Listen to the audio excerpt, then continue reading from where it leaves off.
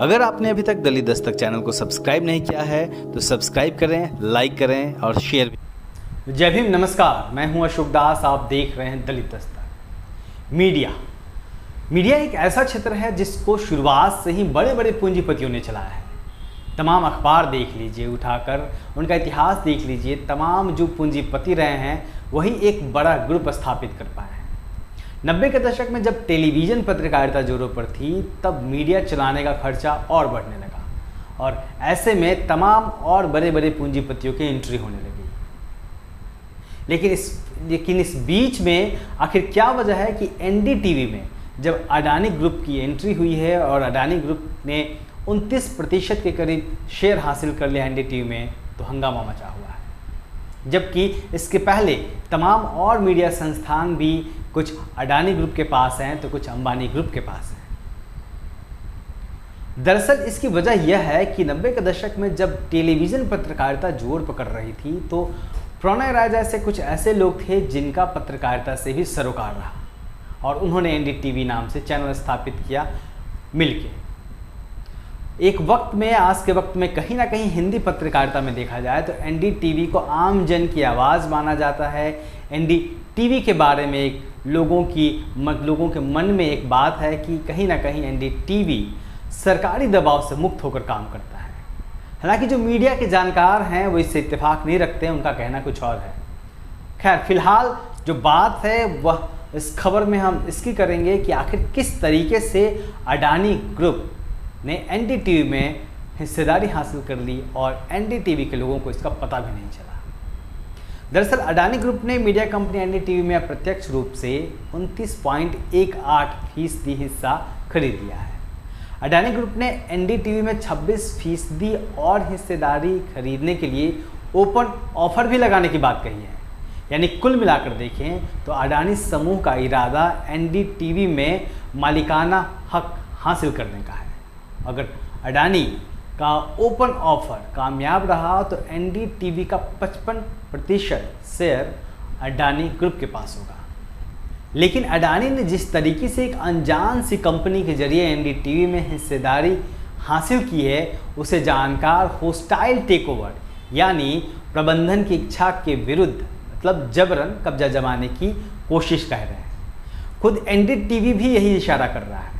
NDTV की CEO Suparna Singh ने अपने साथ काम करने वाले लोगों को एक ईमेल लिखा है और इस ईमेल के मुताबिक सारा मामला जोर जबरदस्ती का है। एनडीटीवी मैनेजमेंट का कहना है कि एनडीटीवी राधिका और प्रणय राय के लिए यह घटनाक्रम पूरी तरह प्रत्याशित है। यह अधिग्रहण उनकी जानकारी और सहमति के बगैर हुआ है। इसका आधार 2009-10 में किया गया एक लोन एग्रीमेंट है। कंपनी का यह भी कहना है कि वो आगे की प्रक्रिया पर जानकारी जुटा रही है और उसमें कानूनी या रेगुलेटरी विकल्प भी शामिल हो सकते हैं। हालांकि एनडीटीवी प्रबंधन का जो यह विरोध है और जो आपत्ति है वह बहुत खुलकर सामने नहीं आ रहा। अगर ऐसा है तो इसकी भी एक बड़ी वजह है। दरअसल मामले की तह तक जाने के बाद जो कहानी सामने आती है वह कुछ इस तरह है। दरअसल मीडिया और कंसल्टेंसी कारोबार में दखल रखने वाली वीसीपीएल यानी विश्व प्रधान कमर्शियल प्राइवेट लिमिटेड का लेखा जोखा जब खंगाला गया तो पता चला कि वीपीसीएल से आरआरपीआर यानी राधिका रॉय प्रणय रॉय होल्डिंग ने साल 2008-9 के आसपास 403.85 करोड़ रुपए का कर्ज लिया था। इस कर्ज के बदले आरआरपीआर होल्डिंग्स प्राइवेट लिमिटेड ने वीसीपीएल को वारंट जारी किए थे। इस वारंट के जरिए वीसीपीएल के पास कर्ज नहीं लौटाने की स्थिति में उससे आरआरपीआर में हिस्सेदारी का अधिकार था जो कि 29.18% होता। यह कर्ज 10 साल के लिए लिया गया था और इसकी अवधि 2019 में खत्म हो गई थी। समय खत्म होने के बावजूद राधिका और प्रणय रॉय ने लिया हुआ कर्ज नहीं चुकाया था।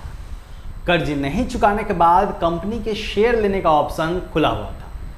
अडानी ग्रुप ने इसी वीसीपीएल का अधिग्रहण कर लिया, जिसके बाद एनडीटीवी का वीसीपीएल के पास पड़ा हुआ शेयर अडानी ग्रुप का हो गया। 29% शेयर लेने के बाद अब अडानी समूह एनडीटीवी में 26% हिस्सेदारी और खरीदने की बात कह रहा है। यानी अडानी ग्रुप का लक्ष्य एनडीटीवी में 55% हिस्सेदारी खरीदना है। अडानी ग्रुप की इस घोषणा के बाद एनडीटीवी को चाहने वालों और एनडीटीवी को अब तक केंद्र सरकार के दायरे से मुक्त मानने वालों लोगों के बीच में हलचल बढ़ गई है। खासकर एनडीटीवी हिंदी के सबसे बड़े चेहरे रवीश कुमार के भविष्य को लेकर भी दांव लगाया जाने लगा है। रवीश के इस्तीफे तक की अफवाह बड़े जोर से उड़ाई गई, जिस पर रवीश कुमार ने अपने ही अंदाज में खंडन किया। रवीश कुमार ने कहा है कि माननीय जनता, मेरे इस्तीफे की बात ठीक उसी तरह अफवाह है जैसे प्रधानमंत्री नरेंद्र मोदी मुझे इंटरव्यू देने के लिए तैयार हो गए और अक्षय कुमार बम्बैया आम लेकर गेट पर मेरा इंतज़ार कर रहे हैं। इस तमाम उथल पुथल के बीच तमाम लोगों की प्रतिक्रियाएं सामने आई हैं, लेकिन मीडिया का अंडरवर्ल्ड किताब लिखने वाले वरिष्ठ पत्रकार दिलीप मंडल ने इस गहमा गहमी पर जो लिखा है वह काबिले गौर है। दिलीप मंडल का कहना है कि एनडीटीवी जैसा चल रहा था वैसा चलता रहेगा। एनडीटीवी सर्वहारा का चैनल कभी नहीं था। अंबानी से लोन लिया था, ओसवाल की इसमें 14% हिस्सेदारी थी। अब अडानी समूह ने 29% ले लिया है। सारी दुनिया में कॉरपोरेट ही मीडिया को चलाता है। CNN, फॉक्स, स्टार, स्काई सब, पब्लिक ब्रॉडकास्ट BBC को छोड़कर सभी। इसलिए कृपया चिंतित ना हो, एनडीटीवी में कोई बदलाव नहीं होगा।